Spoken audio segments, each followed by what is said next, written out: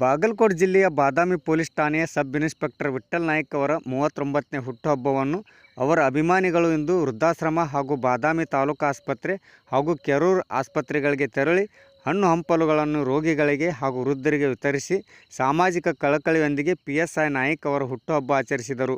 ಈ ಸಂದರ್ಭದಲ್ಲಿ ಡಾಕ್ಟರ್ ಶ್ರೀಧರ್ ಪತ್ತಾರ್, ರಚನಾ ಹಂಚಿನಮಠ್, ಮಂಜು ಸ್ವಾರಿ, ವಿಠ್ಠಲ್ ಧರ್ಮಟ್ಟಿ, ಕುಮಾರ್ ತೇಜಸ್ ಅರಳಿ ಕಟ್ಟಿಮಠ್, ವೀರೇಶ್ ಜವಳಿ, ಬಾದಾಮಿ ಆರೋಗ್ಯ ಇಲಾಖೆ ಮುಖ್ಯ ವೈದ್ಯಾಧಿಕಾರಿ ವೀರೇಶ್ ಶೆಟ್ಟರ್, ವೈದ್ಯ ಸಾಳಗುಂದಿ ಮೇಡಮ್, PSI ಅವರ ಚಿರಂಜೀವಿಯರಾದ ಸ್ಪಂದನಾ ಹಾಗೂ ಸೃಜನ್ ಸೇರಿದಂತೆ ವೈದ್ಯರು, ಅಭಿಮಾನಿಗಳು ಭಾಗಿಯಾಗಿದ್ದರು.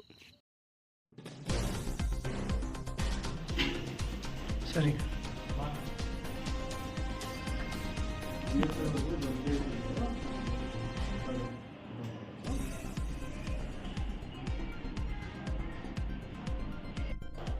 ಫಸ್ಟ್ ಆಫ್ ಆಲ್ ನಾವು ಸರ್ಗೆ ಧನ್ಯವಾದ ಹೇಳಬೇಕು. ನಂತರ ನಮ್ಮ ರಾಜ್ಯದ ಧನ್ಯವಾದ ಹೇಳಬೇಕು. ನಮ್ಮ ಆರಾಧ್ಯ ದೈವಗಳಾದ ವಿಠ್ಠಲ್ ನಾಯ್ಕ ಸರ್ ಅವರಿಗೆ ಅವರ ಹುಟ್ಟುಹಬ್ಬದನ್ನ ನಾವು ಒಳ್ಳೆಯ ಕೆಲಸ ಮಾಡಬೇಕು.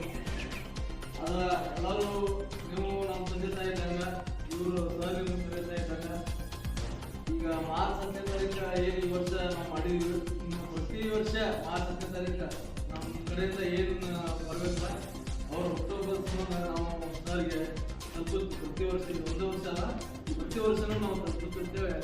ಒಂದು ಮಾತು ಕೊಡ್ತಾ ಇದ್ದೀನಿ.